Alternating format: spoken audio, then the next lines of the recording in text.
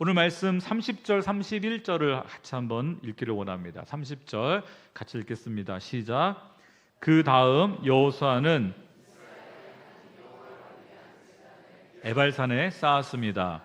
여호와의 종 모세가 이스라엘 백성들에게 명령한 대로 모세의 율법책에 기록된 대로 철 연장으로 다듬지 않은 자연석 제단이었습니다.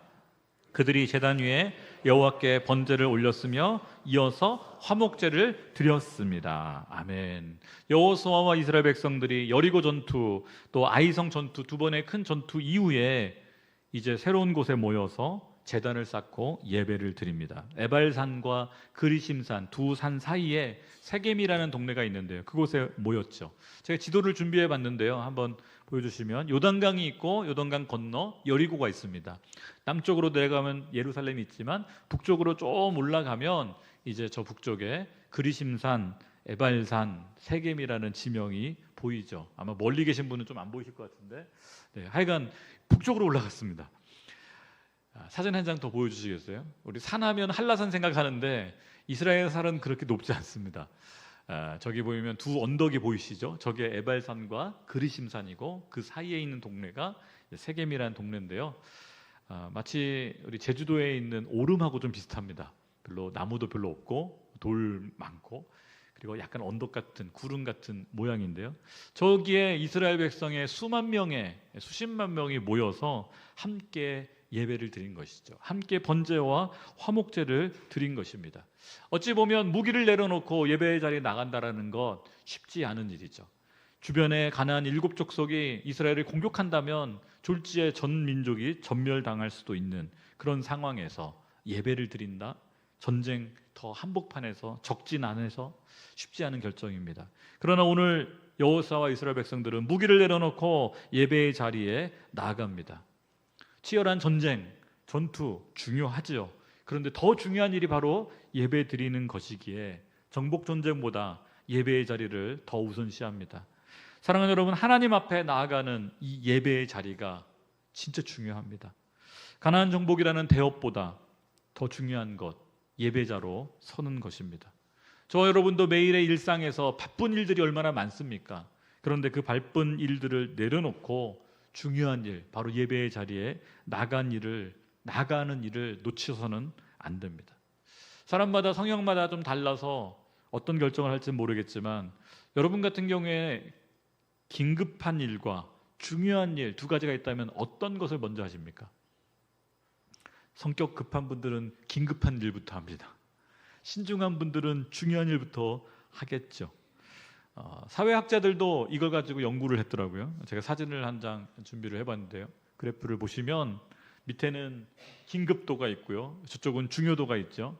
사회학자들조차도 이렇게 말합니다. 긴급하고 중요한 일을 먼저 해야 됩니다. 그렇죠? 동시에. 그런데 만약 이것이 좀 달라져서 긴급한 일과 중요한 일 두 가지가 충돌하면 뭘 먼저 할까? 사회학자들조차도 중요한 일을 먼저 하라고 권합니다. 그렇습니다. 우리 인생에서는요, 중요한 일과 긴급한 일이 충돌할 때가 있죠. 그런데 그때 중요한 일을 먼저 해야 합니다. 우리 크리스찬들에게 가장 중요한 일이 뭘까? 신앙고백, 우리 웨스터민스터 신앙고백을 보니까 이렇게 기록되어 있더라고요. 사람의 제일 되는 목적은 하나님을 영화롭게 하는 것과 그를 영원토록 즐거워하는 것입니다. 조금 더 쉽게 말하면 사람의 제일 목적은 하나님께 예배 드리는 것입니다. 아멘. 여러분, 많은 긴급한 일이 있어요. 회사 일도 있고요, 가정에서도요. 급하다 할 수 있지만 진짜 중요한 일은 예배의 자리입니다. 예배 드리는 것입니다. 저와 여러분이 예배의 자리를 놓치지 않기를 축복합니다. 여러분, 예배의 자리를 놓칠 때 삶의 질서가 무너지기 시작합니다. 처음에는 별로 티가 안 납니다. 하나님이 내 삶의 중심에 없을 때 처음에는 내 영혼이 무너지기 시작합니다. 그리고 마음이 무너지기 시작합니다. 그리고 나중에는 육체도 무너집니다. 하나님과의 관계가 무너지면 처음에는 드러나지 않는 것처럼 보입니다. 그러나 하나님과의 관계가 없어지면, 무너지면 사람과의 관계도 무너지기 시작합니다.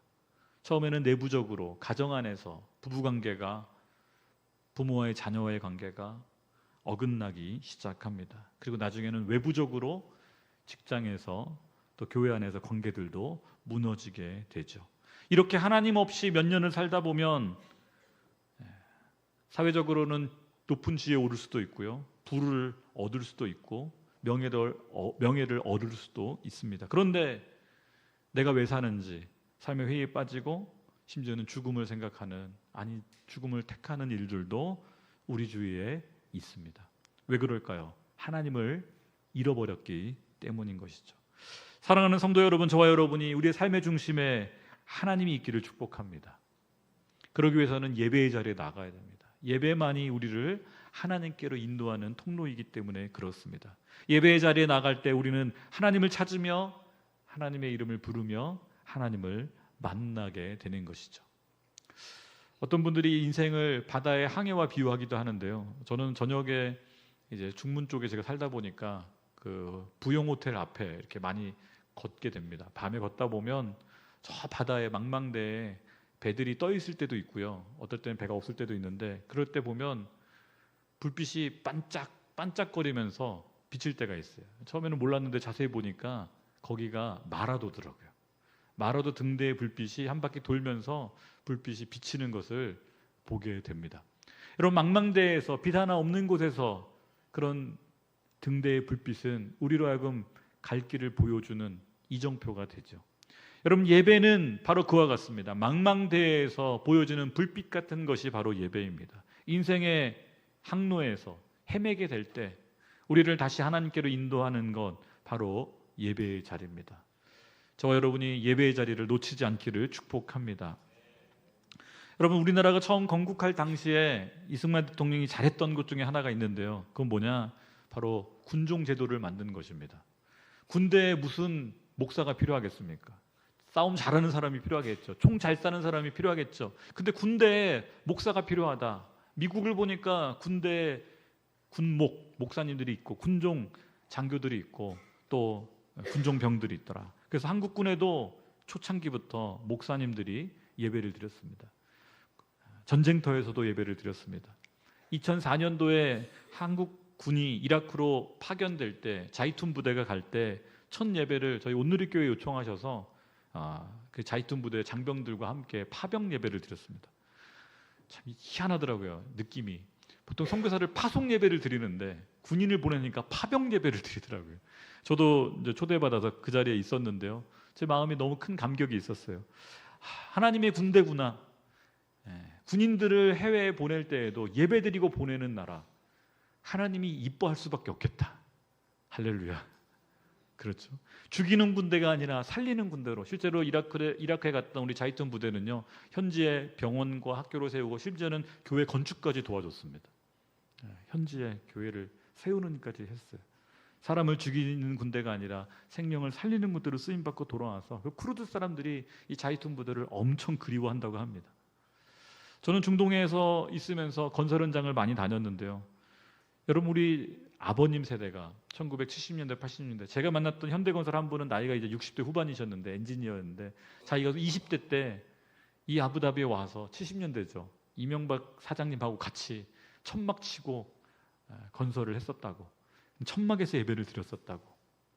그렇습니다. 중동에 있는 쿠웨이트 한인교회, 사우디에 있는 한인교회, 두바이에 있는 한인교회들이 대부분 그 건설 현장에 왔던 근로자들이 천막에서 드리고 창고에서 예배 드렸던 그 교회들이 지금까지 선교적 역할을 감당하는 것을 보고 있습니다. 아부다비에도 원자력 발전소를 2010년부터 지었는데요, 창고를 짓고 이제 사무실을 짓고 할 때 창고 하나를 예배당으로 바꿨어요. 그래서 제가 처음 거기서 성탄절 예배를 드렸었는데요, 한 15분하고 같이 예배를 드리는데 감격이 있더라고요. 사막 한복판에서 바람이 막 불어오고 벽에 돌이 부딪히는 소리가 들리는 가운데 예배를 드리는데, 한전, 한국전력, 또 우리 한수원, 현대건설 이런 분들인데요, 한전 신우회 집사님 한 분이 그런 얘기 하시더라고요. 우리 한전 신우회에는 슬로건이 있습니다. 제가 궁금해서 무슨 슬로건을 갖고 계시는데요, 그분의 표현이 저를 놀라게 했는데, 한전 신우회에서는 이렇게 외친답니다. 전기가 가는 곳마다 복음을. 전기가 가는 곳마다 복음을 전하자. 정말 제가 온몸에 제가 전기가 흐르는 것 같더라고요. 야, 온누리교회 X29 너무 약하다. 2000, 1만 이것도 좀 약한 것 같다. 발전소를 짓는 곳마다 한국전력이 전기를 보내는 곳마다 복음을 전하자는 마음으로 이 남자 집사님들이 기도한다라는 거예요. 원자력 발전소 현장에서도 약 3,000명의 우리 한국인 근로자가 일을 했었습니다. 지금은 다 완공을 해서 이미 발전을 하고 있고요. 그 외국인 근로자가 한 2만 명이 그 현장에서 일을 했었습니다. 교회 건물을 2개나 줬습니다. 저희가 새벽 5시에 우리 집사님들이 모여서 새벽 기도를 하고 6시에 밥 먹고 업무를 시작을 합니다. 할렐루야. 현지인들이 놀래죠. 금요일이 공휴일인데요. 금요일 되면 건설 현장에서 아부다비 온누리교회까지 320km를 운전해서 오셔서 예배드리고 돌아가십니다. 예배드리기 위해서 왕복 640km의 길을 오가시는 집사님들. 주일은 거기는 평일입니다. 썬데이는 평일이에요. 근데 주일 저녁 하루 종일 하루 일하고 주일 저녁에 7시에 모여서 100여 명의 근로자들이, 한국 근로자들이 예배를 드리는 거예요. 저보고 와서 설교해달라고. 한 달에 2번씩 저도 그 길을 달리며 1시간 예배를 위해서 왕복 640km를 달렸었습니다. 이렇듯 사막 한복판에서 예배의 목숨을 걸며 일을 하고 있는 하나님의 사람들이 있기에 대한민국에는 소망이 있습니다. 군대에서도 사막 한복판에서도 여러분 기도하는 사람, 예배하는 사람, 하나님을 붙잡고 하나님의 이름을 부르며 일하는 분들이 있기에 소망이 있는 것이죠. 저와 여러분도 교회에서뿐만 아니라 직장에서 전쟁터 같은 이 삶의 현장에서도 여러분 무기를 내려놓고 기도하며 예배할 수 있는 하나님을 찾는 저와 여러분 되시기를 축복합니다. 오늘 이스라엘 백성들이 모여서 번제를 드리고 화목제만 드렸을 뿐만 아니라 성경, 하나님의 율법의 앞에 그들이 귀를 기울입니다.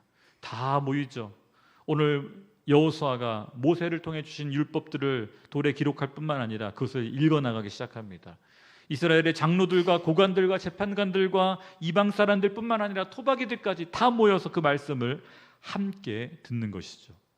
오늘 34절 말씀 보니까 같이 읽을까요? 34절 함께 읽겠습니다. 시작. 그 후에 여호수아는 율법의 모든 말씀 곧 율법에 기록된 모든 축복과 저주에 대한 말씀을 읽었습니다. 아멘. 우리 기독교 신앙의 중심은 말씀, 성경입니다. 물론 기도도 하고 봉사도 해야겠죠. 성찬식이나 세례식 같은 의식도 중요합니다. 그러나 더 중요한 건 하나님의 말씀입니다. 예배의 중심은 말씀이죠. 가나안 전쟁의 승패는 군사의 숫자에 있지 않았습니다. 무기의 질에 있지 않았습니다. 군사 전략에 있지 않았습니다. 하나님 말씀에 순종하면 전쟁에 승리했고 불순종하면 패했습니다. 그것을 경험했기에 오늘 여호수아는 이스라엘 백성들과 함께 하나님의 말씀에 순종하기로 결단하며 말씀 앞에 선 것이죠. 그들의 우선순위는 말씀이었습니다. 이때 이들은 어떤 말씀을 들었는가? 오늘 34절에 모든 축복과 저주에 대한 말씀을 들었습니다. 우리는 축복의 말씀만 듣고 싶어 하죠.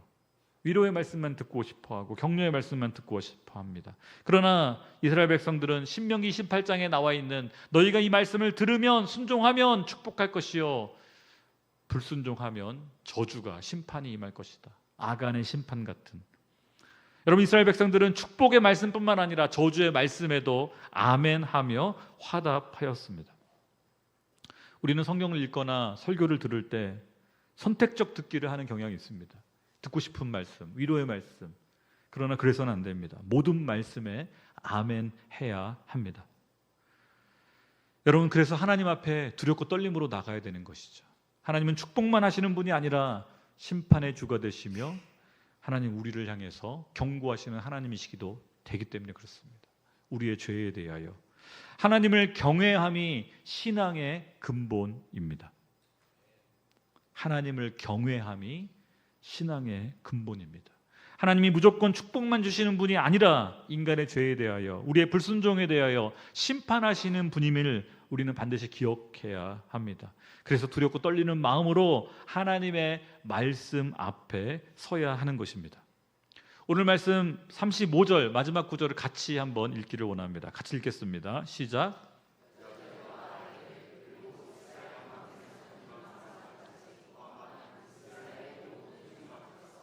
모세가 명령한 모든 말씀들 가운데 여호수아가 읽지 않은 말씀은 한마디도 없었습니다. 아멘.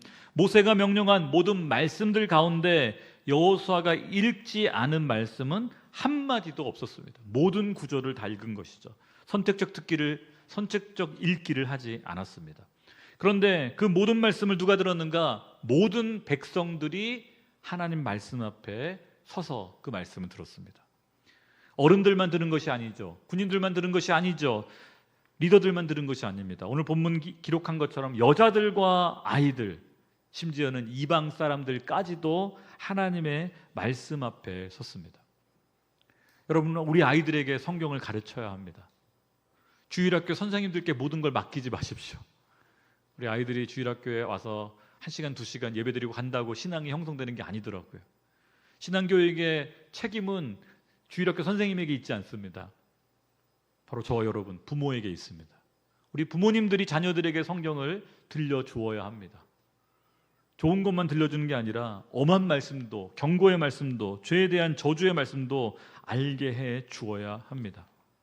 이스라엘 백성들이 부모가 자식에게 성경을 가르친다고 합니다. 오늘 자녀들도 어른들과 함께 서서 함께 예배의 자리에 나왔고 말씀을 들은 것이죠. 오늘 저와 여러분, 우리는 신앙을 개인의 선택인 것처럼 세상은 말합니다. 개인의 선택. 그렇지 않습니다. 공동체가 함께 믿음을 갖는 것. 그것이 성경이 보여주는 모습이었습니다. 부모의 신앙이 다음 세대에게, 부모의 세대만 신앙을 갖는 것이 아니라 다음 세대에게 신앙을 전수할 수 있도록 우리는 아이들의 손을 잡고 함께 말씀 앞에 서야 합니다. 선교학자 중에 유명한 분 한 분 계시는데요. 루이스 부시라는 선교학자가 있습니다. 이분이 텐포리 윈도우라는 개념, 이게 선교를 이렇게 해보다 보니까 지구상의 위도 10도에서 40도 사이에 주로 있는 나라들이 중국, 인도, 우즈베키스탄, 카자흐스탄, 아프가니스탄, 파키스탄, 다 스탄 나라들이 거기 있어요.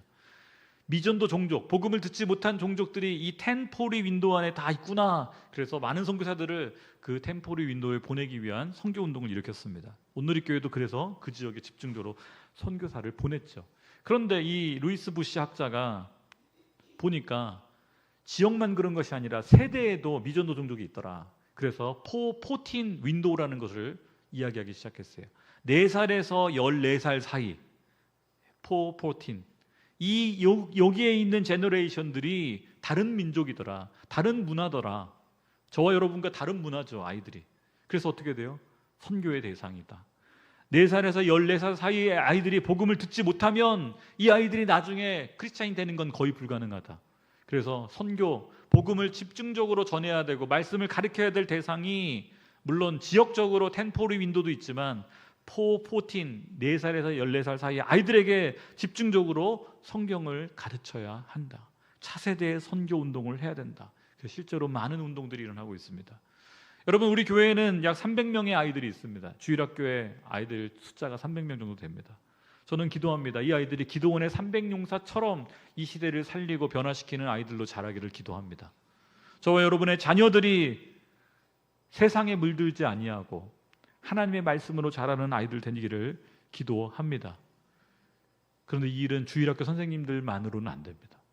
오늘 여자들과 아이들, 모든 어른들이 함께 하나님 앞에 섰던 것처럼 우리 부모들이 우리 자녀들에게 말씀을 가르치고 우리의 자녀들의 머리에 손을 대고 기도해주고, 여러분, 언젠간 우리를 떠날 때 이 아이들이 말씀을 가슴에 품고 떠나도록 우리는 아이들을 양육해야 합니다. 부모님들이 그런 얘기 하더라고요. 유치원 때는 너무 쉬웠다고. 애들이 유치원 때는요 막 암송도 열심히 하고 막 따라해요. 초등학교 1, 2, 3학년 때까지만 해도 괜찮아요. 5학년 되고 6학년 되니까 얘네들이 말을 안 들어요. 게임기를 놓지 않아요. 핸드폰을 놓지 않아요. 이제 중학교 되면 문도 열지 않아요. 남의 얘기가 아니라 우리 집 얘기입니다. 그렇죠? 방 안에서 혼자 뭐 하는지.